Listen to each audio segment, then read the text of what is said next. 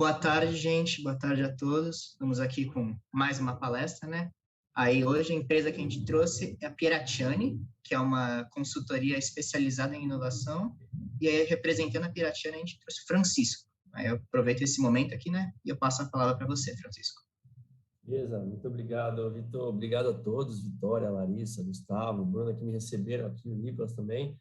É muito prazeroso falar para vocês, né, o Mackenzie, para nós jovens, porque quando eu recebi esse convite, né, eu vi obviamente como uma oportunidade de falar para pessoas como é viver a vida de um consultor de inovação, né? E eu estou há 13 anos no escritório, vou falar um pouco sobre mim e tal, mas eu estou há 13 anos no escritório e por muito tempo era difícil até explicar o que é que faz um consultor de inovação. Eu falei, putz, eu acho que agora vai ser um bom momento para contar melhor isso, porque eu, quando entrei na Piratiani, 3 anos atrás, entrei na área administrativa e tal, eu nunca tinha ficado mais de 11 meses em um emprego. Não, é bom você sair lá, aprender. A gente tem várias alternativas. Eu sempre falei, pô, o bom do jovem é que a gente tem muito caminho, e o ruim do jovem é que a gente tem muito caminho. A gente precisa escolher um, ou tentar fazer paralelismo, mas é muito complexo, né? A gente se seduz por muita coisa.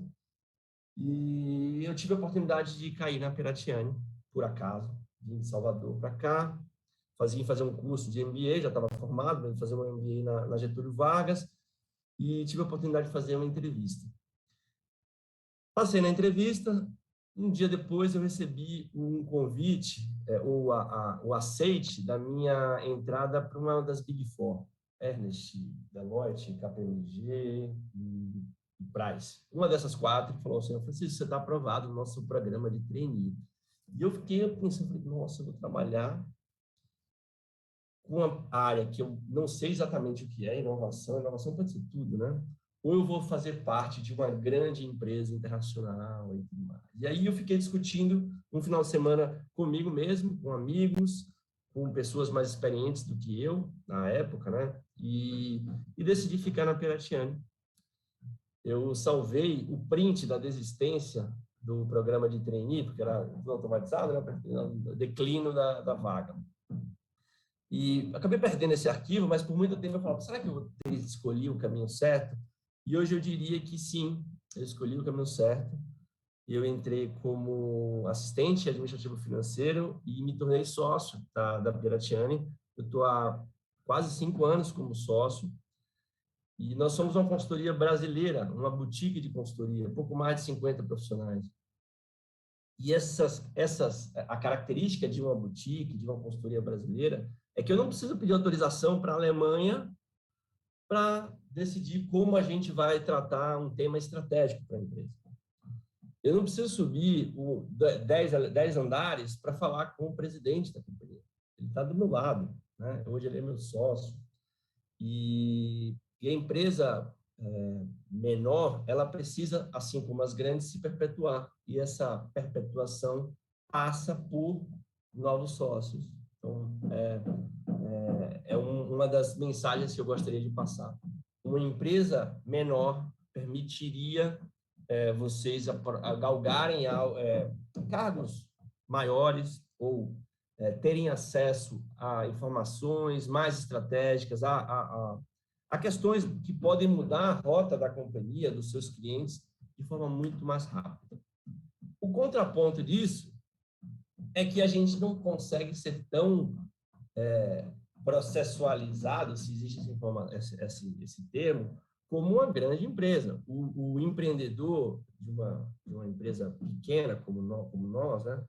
A gente tem que cruzar, a gente tem que cabecear, a gente tem que apitar para o jogo, começar a apitar para o jogo acabar. Então, esse acúmulo de função, ele também torna o negócio bem desafiador.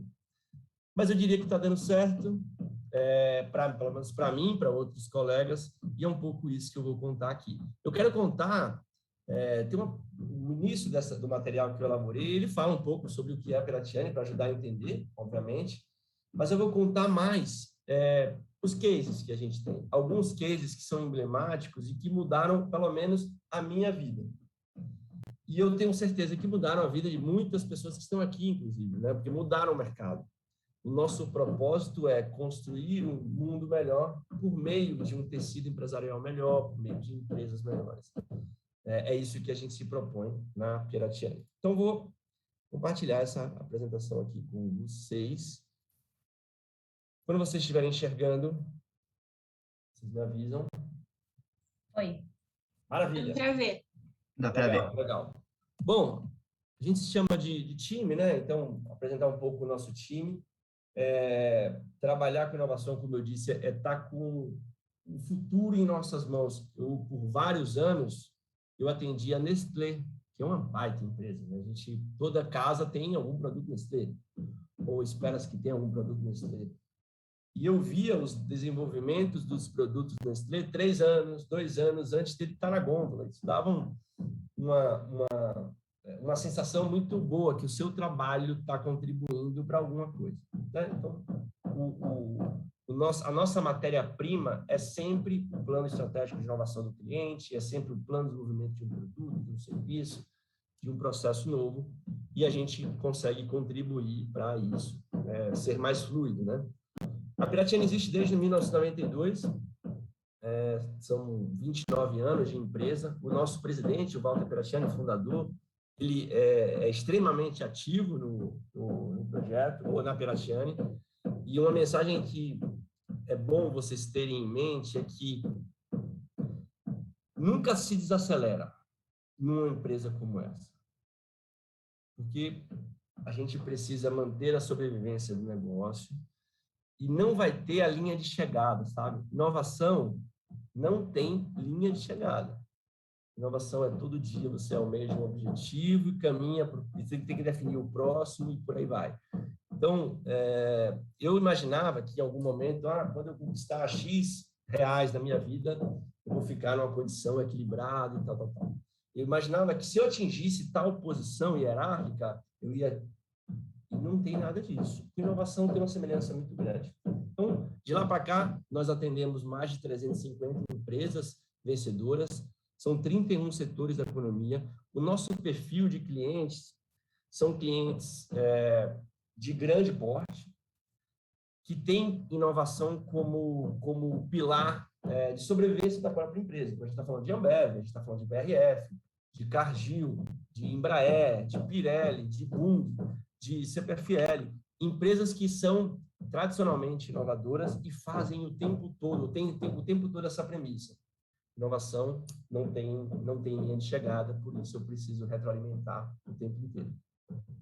Esse é o nosso time, é uma foto pré-pandemia, à época aproximadamente 30 e poucos consultores, hoje passamos de 55 consultores, quase que dobramos o time durante a pandemia. Boa parte do time ele tem a formação de engenharia, porque alguns projetos dependem do consultor discutir minimamente o que está sendo desenvolvido pelo cliente. A gente não contribui tecnicamente para o desenvolvimento do produto, mas eu, com aspectos, com ferramentas de gestão, eu facilito o desenvolvimento desse produto. Se ele vai ser branco, se ele vai ser preto, o design dele, isso, de um modo geral, não é relevante para nós. O relevante é se ele vai resolver uma dor específica, se ele está em linha com a estratégia da companhia, se o cliente vai conseguir utilizar essa ferramenta. E uma parte desse trabalho se dá com profissionais de engenharia. Nós nos dividimos em tecnologias, infraestrutura, alimentos, infraalimentos, farmacêutico, tem mais dois squads, e assim a gente vem se dividindo. Para projetos de consultoria ou de estratégia de inovação, de user experience, customer experience, a gente tem antropólogo, a gente tem psicólogo, a gente tem designers, a gente tem, que mais?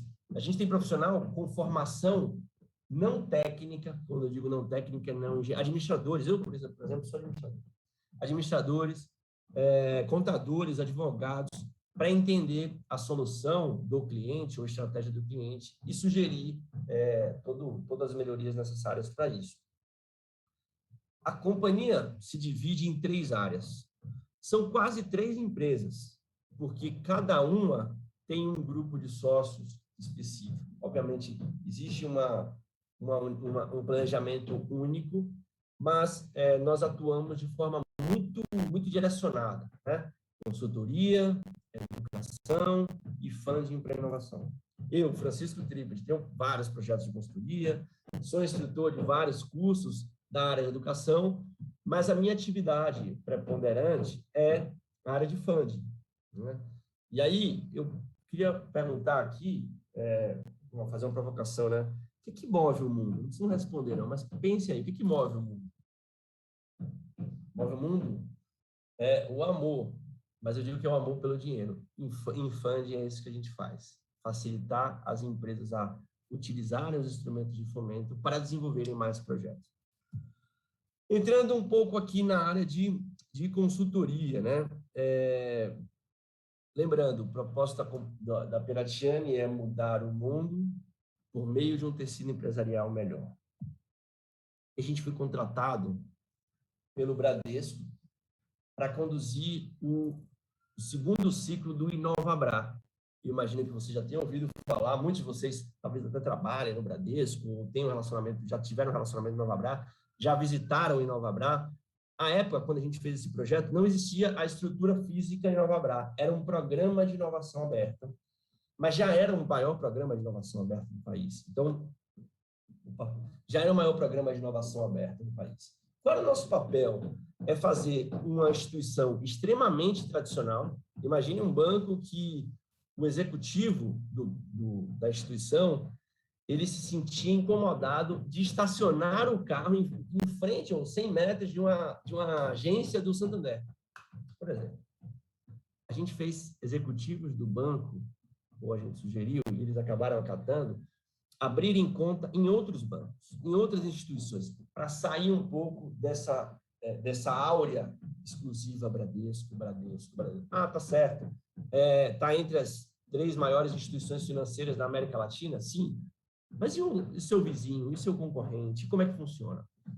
Esse mindset de pensar fora da caixa está muito em linha com a estratégia de inovação aberta. Inovação aberta, ou Open Innovation, como vocês devem ouvir muitas vezes, é simplesmente reconhecer que, por melhor que nós sejamos, nós não temos todos os recursos, nem todas as competências para desenvolver todas as soluções, para pensar em todas as soluções que podem contribuir para o planejamento do banco, para a estratégia da companhia e tudo mais.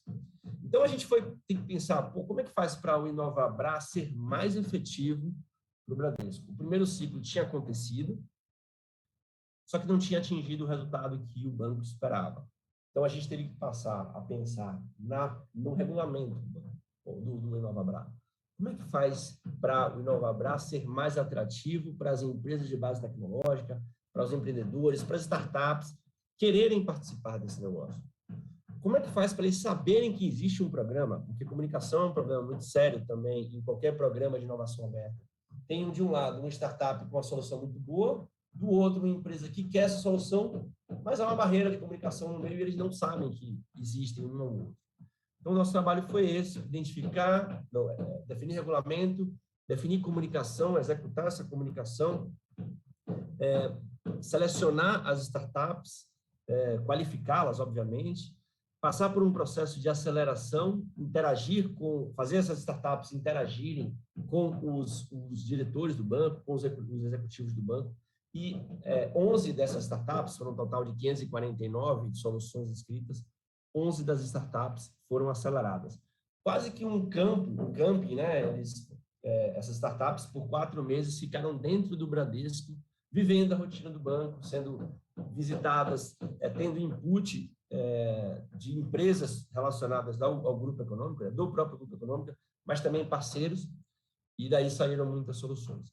A sequência do InovaBrá foi o que vocês veem hoje, que é um real estate, é um prédio que hospeda parceiros tecnológicos do banco e que contribuem para a estratégia de inovação da instituição. A gente hoje tem no Bradesco 2 projetos bem relevantes, um de cultura de inovação, né? Nós cuidamos de toda a cultura de inovação do InovaBrá.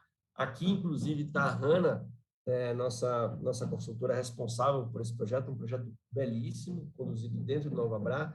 E tem um outro projeto que também é muito interessante e que muda a nossa vida, são os projetos, é um projeto no qual nós aplicamos a metodologia de User Experience nas soluções desenvolvidas pelo banco e pelas empresas de base tecnológica, pelas startups que estão dentro do ecossistema de Nova Bra. Tem uma solução que é muito interessante, só que o usuário consegue utilizar, ou consegue utilizar da forma que a ferramenta precisa se apresentar. Um dos cases mais emblemáticos que a gente viu aí foi uma solução, isso tem o quê? 2 anos aproximadamente?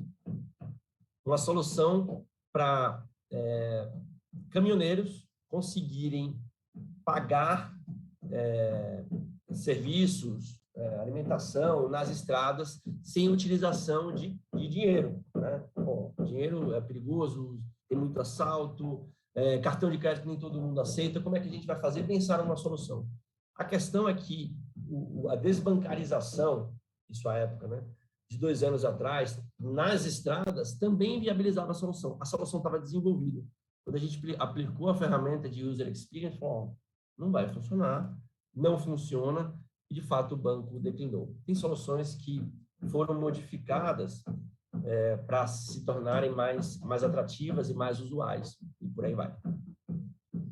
Gomes da Costa, outro case que a gente tem muito orgulho, né? Não sei se vocês sabem, mas a Gomes da Costa é uma empresa espanhola, maior processadora de atum e sardinha do mundo. Olhem o dilema dessa companhia. Esse aqui é o Alberto Lastro, o presidente da empresa, dá um depoimento para nós e tal. Essa empresa contratou uma pesquisa internacional e o resultado dessa pesquisa indicava que, em 30 anos, 100% do pescado mundial não será suficiente para atender a capacidade somente da Gomes da Costa. 100% do pescado do mundo não será suficiente para atender a capacidade instalada na empresa. Ou seja, tem concorrente, o pescado não é só direcionado para eles, né? Então, o mercado extrativista, como é que faz para crescer em um mercado extrativista? A gente conduziu um ciclo de desenvolvimento, de capacitação, chamado de dinamizador. Esse dinamizador é uma ampliação de um curso, de uma certificação de gestores de inovação, que nós temos, chamada Innovation Belt, isso é aberto para todo mundo, inclusive tem turmas abertas agora, dia 20 de outubro. No Innovation Belt, a gente trata um case, um estudo de caso, e no dinamizador a gente trata um problema real da companhia. E esse problema foi tratado, o problema de como sair de um mercado extrativista, mesmo sendo a maior empresa de atum e sardinha do mundo. O resultado desse dinamizador foi um portfólio de produtos que visa transformar a empresa de enlatado, para uma empresa de saudabilidade e praticidade. E aí começaram a surgir champignon, coração disso, aspargos, molho de atum, mexilhão. Eu comi, eu experimentei, o pessoal de desenvolvimento fazia soluções, né, desenvolvia um protótipo em si e dava para a banca avaliadora. Né? Eu experimentei muqueca de peixe que não avançou, eu fiquei super triste. Tinha muqueca, tinha peixe com alho, tinha frango. Aqui tem algumas soluções de frango. Hoje, esse portfólio é muito maior e a empresa saiu do mercado extrativista utilizando a capacidade instalada que eles têm, que é gigantesca no mundo inteiro. Outro case que mudou o mercado de meios de pagamento do Brasil. Todo mundo conhece a moderninha da PagSeguro. PagSeguro, há 5 anos atrás, era uma empresa que fazia basicamente a certificação de transações financeiras. Uma empresa do grupo UOL, muito boa e tal. E o presidente da época, Juan Fuentes, ele nos contratou para definir a estratégia de inovação da empresa. Precisamos sair daqui. Nós convidamos o professor Roberto Verganti, que é um dos papas de inovação no mundo, criador de algumas metodologias, e para esse trabalho a gente trouxe a metodologia de inovação guiada pelo significado, Innovation, Driven Innovation,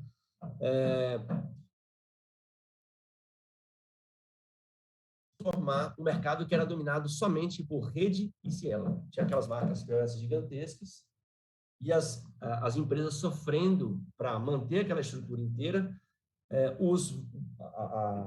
Os donos de loja, né, sofrendo para pagar uma mensalidade, para gerenciar aquelas lojas. Vocês não imaginam, não sei se vocês imaginam, na verdade, o tamanho dos armazéns só para a logística reversa daquelas maquininhas. Porque eu sou um lojista, tenho 5 máquinas. Minha máquina quebrou, pago aluguel. No dia seguinte, vem um técnico, traz a minha máquina e leva aquela máquina para um armazém. São dezenas de armazéns. Essas máquinas, elas ficam, muitas vezes, em restaurante, em lanchonete, em lugares que nem sempre são lugares super higiênicos. Então, infestação de rato, inseto, tudo que vocês imaginarem, tinha nessa logística aí das maquininhas. Então, precisamos pensar em alguma coisa totalmente diferente. E eu me lembro que o produto desse plano estratégico foram alguns charts que chegaram à moderninha.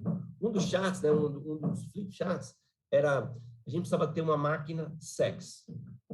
Essa máquina não pode ser aquela máquina horrorosa como é o POS. Essa máquina não pode ter aluguel. Essa máquina não precisa ter fio. Enfim, foram vários direcionadores que fizeram com que a empresa chegasse à moderninha, sem precisar de celular, sem precisar de linha telefônica, sem aluguel. O resultado é que a UOL se tornou a empresa do mercado financeiro, abrir mercado na Bolsa de Nova York de maior valor, a PagSeguro, UOL, né? Então, antes de XP aparecer e tudo mais, a moderninha mudou o mercado de meios de pagamento. Hoje tem várias soluções, e a moderninha é uma delas, com muita solução também. Segunda área muito importante, aqui tem, na área de consultoria, entre os projetos de relacionamento com startup, de estratégia de inovação, de gestão do conhecimento, de governança de inovação, de criação de novos arranjos organizacionais para fazer P&D, para fazer inovação no Brasil, né? Enfim, se é dentro de casa, se é criação de aceleração, de incubador e tudo mais. E tem a área de educação, que eu diria que é a nossa menina dos olhos, porque é a área onde a gente mais se cobra a desenvolver conteúdo. O carro-chefe dessa área de educação é um produto é uma certificação chamada Innovation Belt, e ela é uma trilha de capacitação, uma trilha de desenvolvimento, né? Ela começa no Innovation White Belt, Yellow Belt. O fluxo evolutivo é o mesmo fluxo do Karatê, do Judô, do Seis Sigma, né? Eu imagino que alguns de vocês já tenham, inclusive, certificação Seis Sigma, ou já tenham se interessado nos cursos. O fluxo de evolução, de progressão, é muito semelhante. O conteúdo, obviamente, é específico para a inovação. A capacitação é dividida em 4 modos: estratégia, pessoas, processos e ambiente. E é o mínimo que nós entendemos que uma empresa precisa ter, um profissional de inovação precisa ter, para conduzir um programa estruturado de gestão da inovação e incentivos. É um curso de 80 horas em turmas abertas, mas tem turmas em compra aqui. Já passaram mais de 800 profissionais no Innovation Belt. E a gente fala que... é o nosso serviço mais bem avaliado em toda a Piratiani. Consultoria, funding, até os cursos de educação. O Innovation Belt é o nosso curso mais bem avaliado. As pessoas saem, de fato, transformadas depois que fazem. Esse é o feedback que a gente recebe dos alunos que são certificados. O nosso case mais emblemático aí é na Embraer, onde nós formamos mais de 250 profissionais. A Embraer é uma das empresas mais inovadoras do país, do mundo, na verdade, e nós internalizamos o IBELT dentro da Embraer e formamos mais de 250 profissionais. Mas tem turmas na BRF, na Chesf, na Toyota, Tsusho, na Meritor, Gomes da Costa e outras empresas. Me aproximando para a última área, e a área mais importante, a área de funding para inovação. E aqui alguns números para vocês entenderem o que a gente está falando, né, que move o mundo. Nos últimos 3 anos, nós ajudamos 114 empresas a captarem mais de 700 milhões de reais entre empréstimos reembolsáveis e não reembolsáveis, que é dinheiro praticamente dado pelo governo, é dinheiro dado pelo governo mesmo, e bolsa para pesquisadores trabalharem em projetos. 700 milhões de reais. É muito dinheiro. Hoje nós conduzimos o programa de 114 empresas. muitas delas vocês viram aí as marcas, eu contei, muitas líderes de mercado, muitas marcas que a gente se orgulha de ter no Brasil e muitas marcas internacionais que a gente fica olhando assim, nossa, como Microsoft, como IBM, que são nossos clientes. Itaú, Grupo Itaú, que tem a maior fábrica de software do país, sem ser uma empresa de software, né? A gente atende todo o conglomerado do Itaú. Esses clientes submetem para os órgãos de fomento mais de 3.000 projetos. Então, são books documentais muito grandes, onde a gente descreve tecnicamente todas as soluções que são desenvolvidas por esses clientes. E essas empresas captam por ano R$1 bilhão, mais de R$1 bilhão, em incentivos fiscais. Esse recurso, ou esses tipos diferentes de recurso, tornam o país, as empresas e, consequentemente, o país, mais inovadores, porque são direcionados exclusivamente para a inovação. O princípio dessa área é como é que eu faço para preservar e gerar caixa do meu cliente, né, da minha empresa, mantendo os meus projetos de inovação. Eu tenho aqui o desenvolvimento deste celular. Quem precisa pagar essa conta? Normalmente a empresa fala, ou a área de engenharia pede para orçamento para matriz, ou orçamento para a diretoria, enfim, quer desenvolver esse celular. Tá bom. E se a gente mudar a ordem e falar que eu preciso desenvolver esse projeto tendo mínimas saídas de caixa da empresa ou máximas entradas de caixa? Eu quero preservar o dinheiro da empresa para fazer o que ela precisa de produção, para se manter como instituição líquida. Eu quero desengavetar projetos. Então, no nascedouro dos projetos, a gente precisa botar essa flag lá. Um projeto que a gente vem fazendo isso há bastante tempo é na BRF. Todo projeto desenvolvido no Centro de Pesquisa, Desenvolvimento e Inovação da BRF, que fica em Jundiaí, tem uma flag lá. Esse projeto é de inovação ou não? E aí tem um fluxo depois disso. Se eu pensar em mínimas saídas, eu posso reduzir o custo dos meus projetos, empresa, né? Se eu fizer ele em parceria com o Instituto de Ciência e Tecnologia, com o Unicamp, com o IPT, com o Instituto Eldorado, com o CPQD, institutos espalhados pelo Brasil inteiro, o Senai Cimatec na Bahia. Se eu desenvolver esse projeto com horas da minha equipe, funcionários, terceiros e tudo mais, mas se eu tiver bolsistas trabalhando e o governo pagando o custo, 100% do custo desses bolsistas para mim, tem uma mínima saída de caixa. E se eu tiver renúncia fiscal de imposto, ao invés de eu pagar R$1 bilhão de imposto de renda e contribuição social sobre o lucro líquido, não preciso falar para vocês que a carga tributária do país é muito alta, eu vou pagar menos, porque eu estou investindo muito em inovação e um percentual desse investimento o governo está pagando. Tá? Então, combinando, por exemplo, a lei do bem, que é a lei de inovação, lei de incentivo à inovação mais transversal, e um programa específico do setor automotivo, que é o Rota 2030, uma empresa habilitada nessas duas legislações consegue ter 39,7% dos projetos, dos custos do projeto pago pelo governo. É muita coisa. 40% do projeto pago pelo governo por meio de redução de impostos. Então, tem gente que utiliza muito bem, como Bosch, como a própria Embraer, como a Caoa, como a Eaton, a Mali, a Magneti Marelli, e tem gente que simplesmente não conhece ou não usa por vários motivos. A outra via são de máximas entradas. Ao invés de ter a dotação da minha diretoria de um recurso, o governo pode depositar na minha conta um dinheiro para eu desenvolver um projeto específico. Ou ele pode emprestar para a minha empresa em uma condição muito subsidiada, de taxa de juros, carência, prazo de pagamento e tudo mais. Só que existem várias alternativas, vários instrumentos de fomento à inovação. E aí, pensando no... Eu não sei se vocês vão enxergar bem. Só me confirmem se vocês enxergam esse bonequinho aqui. Vocês estão enxergando? Vou sentar aqui. Eu acho que nas Olimpíadas esse bonequinho ficou mais famoso. Ele participou dele, mostraram ele na abertura das Olimpíadas e tudo mais. O nome desse bonequinho chama-se Darumá.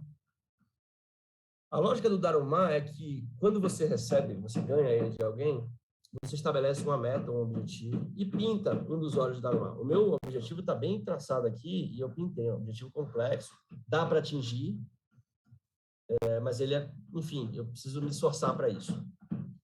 E eu deixo ele num lugar exposto, o meu fica no meu quarto. Toda vez que eu entro no meu quarto, o Darumá está olhando para mim, me lembrando daquilo que eu disse que é importante. Todo dia. Eu entro e ele está piscando o olho para mim. Nossa, a gente precisa ter criar a lei da atração para as empresas. E aí criamos essa figura, que é uma roda de combinação, uma mandala de combinação de instrumentos de fomento e inovação. E a empresa indica os sonhos dela, os desejos dela. Essa empresa, por exemplo, quer utilizar todos esses instrumentos, eu não vou entrar em todos eles aqui, obviamente, e ela preencheria, ou preenche essas circunferências à medida que ela vai avançando em maturidade e intensidade na utilização desses instrumentos de fomento.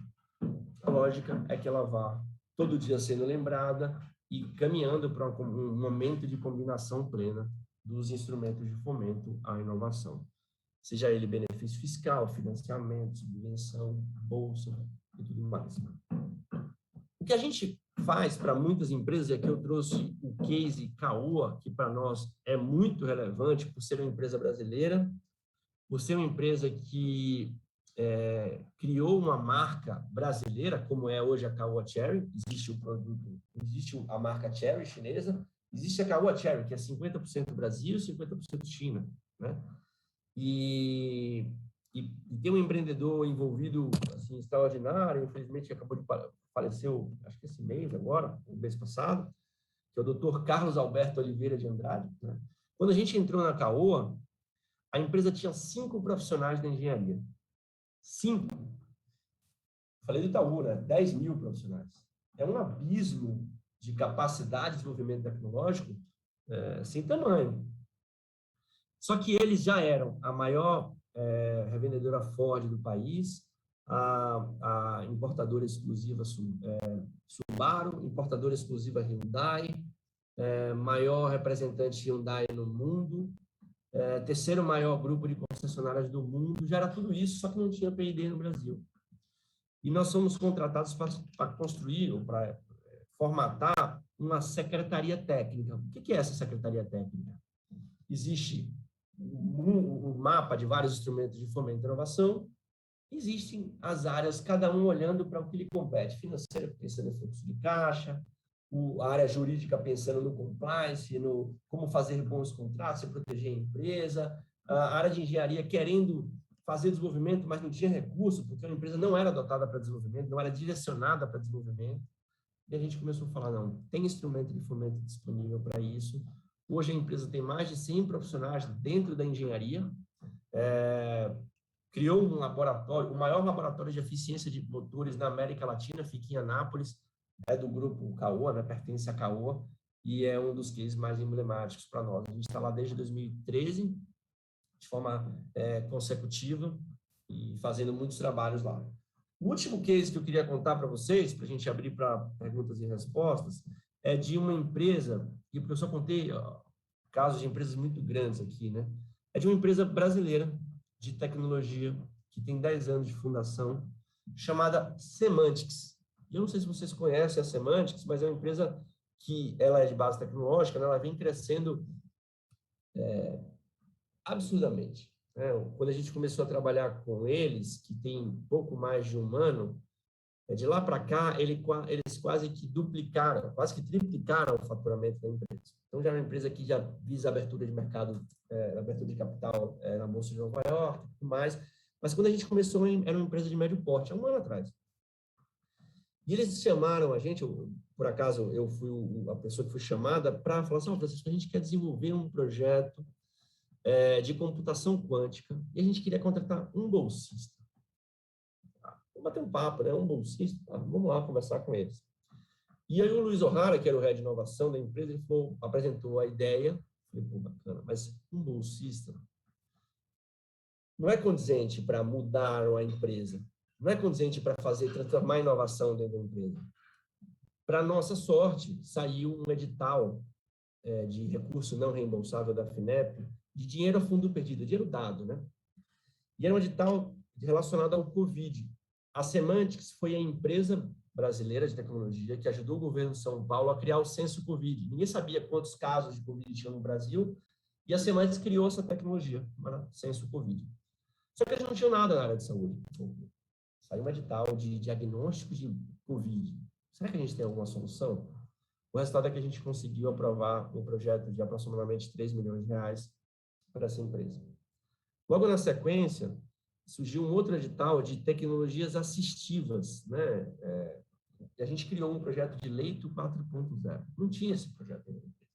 Um dos profissionais da empresa dava um suporte pessoal, que até me emocionar, para a avó dele. Ele falou, cara, é muito difícil cuidar da minha avó. Minha avó é sozinha em casa, para levar ela no médico, para ela ser monitorizada, é muito complexo. Será que tem dinheiro para isso? Saiu um edital de tecnologias assistivas, direção não, tecnologias assistivas, e o projeto Leito 4.0 recebeu 2 milhões de reais para ser desenvolvido. Essa estratégia fez a Semantics criar uma área de inovação dentro da Unicamp, uma empresa que não falava de inovação um ano atrás, queria contratar um bolsista. Então, a gente, com isso, eu termino minha apresentação mostrando que o nosso trabalho... tem mais uma última coisa aqui. Nosso trabalho é transformar o mundo por meio de um tecido empresarial melhor, por meio de empresas melhores. E como vocês estão na semana de recrutamento, a gente quer conhecer vocês, a gente quer falar mais da Piratiani para vocês. As 3 áreas têm carência de pessoas, nas 3 áreas, consultoria, educação e funding, e a gente quer conhecer novos talentos, novos sócios e tudo mais. Bom, não sei se era isso, hein? Se eu fiz certinho, se eu segui o plano.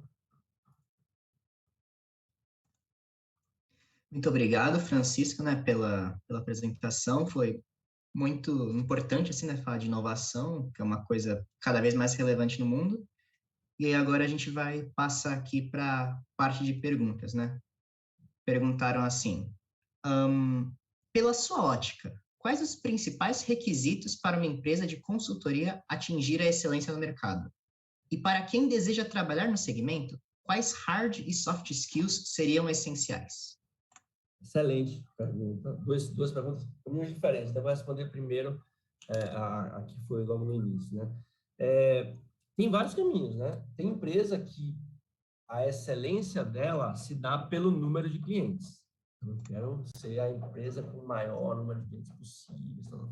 Eu vou falar um pouco sobre a nossa estratégia.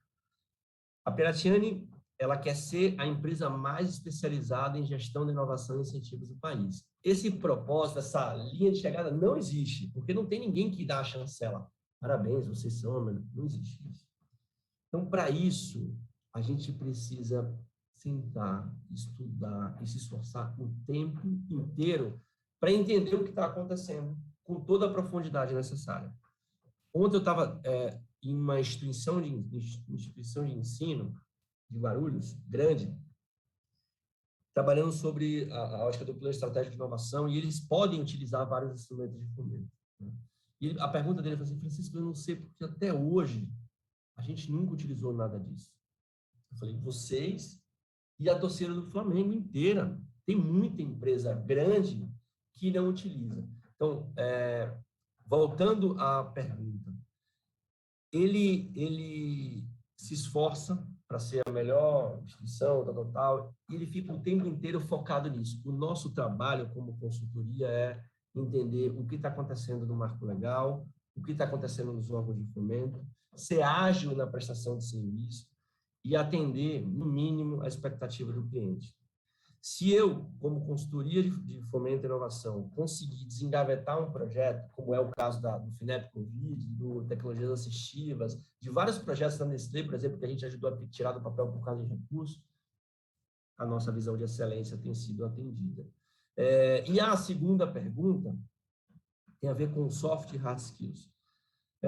Depende muito da área e do projeto que o profissional vai trabalhar, né? A gente não tem um projeto de... Em Fund até tem projetos de 5 anos, né? Mas em consultoria normalmente são projetos mais curtos, no máximo 1 ano, 2 anos, no máximo, assim, foi um projeto que a gente fez, foi a criação do primeiro laboratório de inovação para o varejo, dentro de um shopping, uma infraestrutura física, um projeto fabuloso. Mas, de um modo geral, a gente precisa olhar muito bem o que o projeto precisa. E aí eu vou falar um pouco de funding, o que a gente olha. Eu tenho uma área técnica que discute projeto de igual para igual com Microsoft, IBM, então eu preciso de um profissional de tecnologia, com Andrade Gutierrez, Camargo Correia, com Cremática, empresas de infraestrutura, CPFL, CEMIG, preciso de um profissional de engenharia de produção e tal. Eu preciso de um profissional para discutir com Cargill, BRF e Nestlé, profissional de alimentos, para discutir projetos. Esses profissionais, eles lidam com uma outra célula, que é uma célula contábil ou fiscal, que precisa conhecer aspectos financeiros, contábeis, um pouco do jurídico, porque tem marco legal. Isso faz diferença quando a gente pensa em hard skill, além de, obviamente, inglês, Excel, avançado é básico, o avançado é básico, né? Então, isso eu acho que diria de hard skill aí.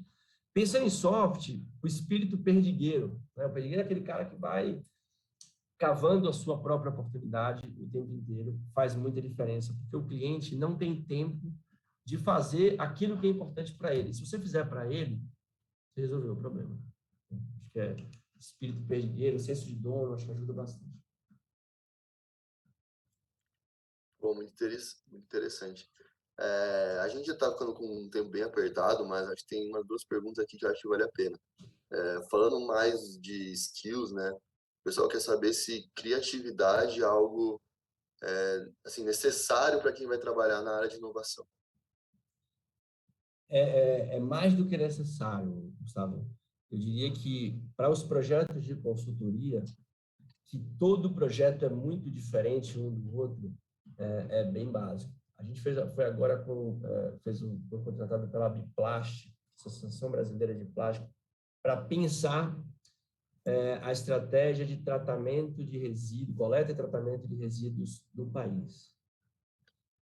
Um monte de governo envolvido, um monte de empresa disputando aspectos até ruins de comentar, mas a gente precisou, com muita criatividade, pensar num modelo inovador, digital, que aumentasse a capacidade de coleta. Então, eu diria que é o básico, especialmente para a área de consultoria, onde a criação da solução ela é decisiva para a manutenção da consultoria no cliente, né? A gente não tira da gaveta uma solução dessa, a gente não tira da gaveta uma solução para Gomes da Costa, ou para um Bradesco, ou para quem for. É sempre do zero, né? Criatividade, sim. Mas criatividade e método, tá? Não é só maluquinho criativo. Precisa do maluquinho criativo, mas precisa de método também. Bom, Francisco, né? Muito obrigado aí pelas respostas. A gente ainda tem muitas perguntas, mas a gente acabou já passando aqui do nosso horário previsto. Sim. Então, eu queria aproveitar esse momento, né, para agradecer aqui por você ter vindo dar essa palestra que foi muito informativa para a gente e passar a palavra aqui, caso você tenha alguma consideração final a fazer. Bom, eu que agradeço. É motivo de muito orgulho para mim, para a Peratiane, participar da Semana de Recrutamento. Agradecer ao Caio Militelli, que fez esse convite especial aí, essa ponte entre nós. Eu diria que a gente pensar na profissão do futuro é quase que pensar no que não existe. Então, quero pensar o que vai acontecer daqui a 10 anos, as profissões de hoje não existirão. Então, não pensem muito na profissão, mas pensem no que vocês querem trabalhar. E quem gosta de viver, de conhecer, de aprender coisas novas, eu diria que inovação é um belíssimo caminho. O fato dela não ter limite, né, dela não ter fim, faz a gente também ficar tranquilo se inovação vai existir no futuro ou não. Condição sine qua non, sabe? Preciso ter oxigênio, preciso ter inovação, preciso tudo mais. Então, era essa mensagem que eu passaria para vocês. E continuem estudando e tudo mais. Muito obrigado aí, Francisco. Muito obrigado por tudo. Obrigada, Francisco. Foi muito bom. Pessoal, só um comentário. O Francisco ele disponibilizou o e-mail dele ali no slide.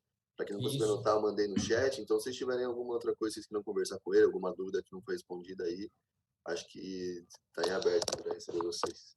É isso aí, eu vou compartilhar essa apresentação com vocês também.